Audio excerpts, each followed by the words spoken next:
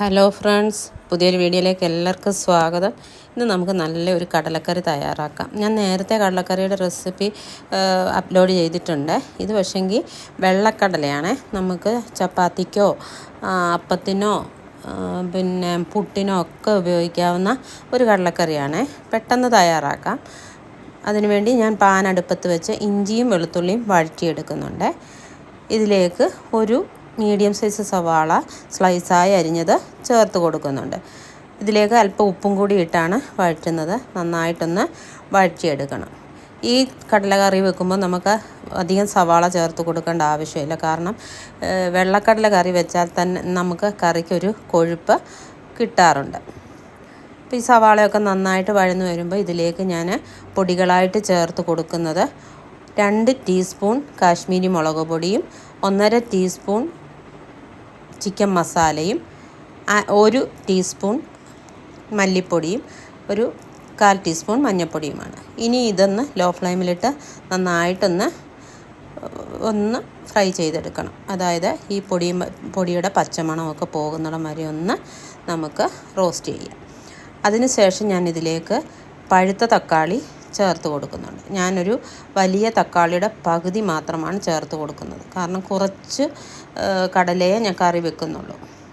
ഈ കടല ഞാൻ ഇപ്പോൾ തന്നെ വേവിച്ച് വെച്ചിരിക്കുകയാണ്. കാരണം എനിക്കിന്ന് ഈ കടല കൊണ്ട് 2 ആവശ്യം ഉണ്ടായിരുന്നു. അതുകൊണ്ട് ഞാൻ ഒന്നിച്ച് വേവിച്ചിട്ട് ഞാൻ പാതി കറിക്ക് വേണ്ടി എടുത്തിരിക്കുകയാണ്.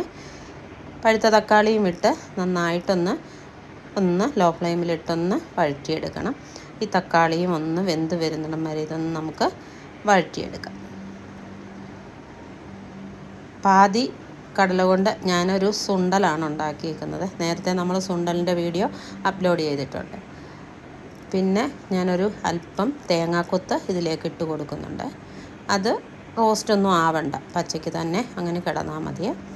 ഇനി ഇതിലേക്ക് ഞാൻ ചൂടുവെള്ളം ഒഴിച്ചു കൊടുക്കുന്നുണ്ട്. ഇനി അതൊന്ന് നന്നായിട്ട് ഒന്ന് തിളപ്പിച്ചെടുത്തതിന് ശേഷം വേവിച്ച് വെച്ചിരിക്കുന്ന കടല ഞാൻ ഇതിലേക്ക് ചേർത്ത് കൊടുക്കും.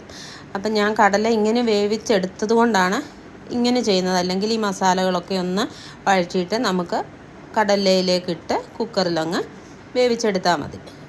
ആ കടലയും ഇട്ട് കൊടുത്തിട്ടുണ്ട്. ഇനി ഒന്ന് ലോ ഫ്ലെയിമിലൊന്ന് അടച്ചു വെച്ച് നമുക്കിതൊന്ന് ഒന്നുകൂടി മസാലയൊക്കെ കടലയിൽ പിടിക്കുന്നിടം വരെ ഒന്നുകൂടി കുക്ക് ചെയ്തെടുക്കണം. പെട്ടെന്ന് തയ്യാറാക്കാം. നല്ല ടേസ്റ്റാണ്. നമുക്ക് എല്ലാ ചപ്പാത്തിക്കും അപ്പത്തിനും ഒക്കെ കൂടെ കഴിക്കാം. അങ്ങനെ കടലയൊക്കെ നന്നായിട്ടൊന്ന് തിളച്ച് വന്നിട്ടുണ്ട്. ഇനി അടച്ച് വെച്ച് ഒന്നുകൂടി വേവിച്ചെടുക്കാം. അപ്പോൾ ഇതൊന്ന് കുറുകി വരുന്ന സമയത്ത് ഒരു 1/4 ടീസ്പൂൺ ഗരം മസാല കൂടി ഞാൻ ചേർത്ത് കൊടുക്കുന്നുണ്ട്. അങ്ങനെ നമ്മുടെ കറി ഏകദേശം കുക്കായിട്ടുണ്ട്. ഇനി ഇതിലേക്ക് ഞാനൊന്ന് താളിച്ചൊഴിക്കുന്നുണ്ട്. അതിനുവേണ്ടി വറ്റൽമുളകും ചെറിയ ഉള്ളിയും കറിവേപ്പിലയുമാണ് എടുത്തിരിക്കുന്നത്. പാൻ അടുപ്പത്ത് വെച്ച് എണ്ണയൊഴിച്ച് അതൊന്ന് ചൂടായി വരുമ്പോൾ നമുക്ക് അരിഞ്ഞു വച്ചിരിക്കുന്ന ചുമന്നുള്ളി ഇതിലേക്ക് ചേർത്ത് കൊടുക്കണം. എണ്ണയൊന്ന് തിളച്ചിട്ടുണ്ട്. ഇനി ഇതിലേക്ക് നമുക്ക് ചെറിയ ഉള്ളിയും കറിവേപ്പിലയും വറ്റൽമുളകും ഇട്ട് നന്നായിട്ടൊന്ന് കടുക് താളിച്ചെടുത്താൽ മതി.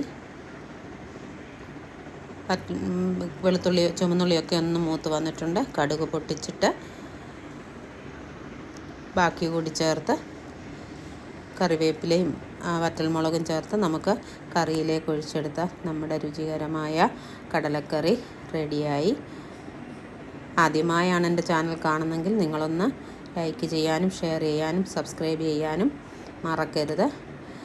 അങ്ങനെ കടുക് വറുത്തൊഴിച്ചിട്ടുണ്ട്. ഇനി ഇത് തീ ഓഫ് ചെയ്തിട്ട് നമുക്കൊരു കുറച്ച് നേരം കൂടി അടച്ചു വെക്കാം. ഫ്ലേവറൊക്കെ ഇറങ്ങുന്നതിനാണ്. അങ്ങനെ രുചികരമായ കടലക്കറി റെഡിയായിട്ടുണ്ട്. അപ്പം ഇഷ്ടപ്പെട്ടെങ്കിൽ ലൈക്ക് ചെയ്ത് കൂടെ നിൽക്കണം. പുതിയൊരു വീഡിയോയുമായി കാണും വരെയും ബൈ ബൈ.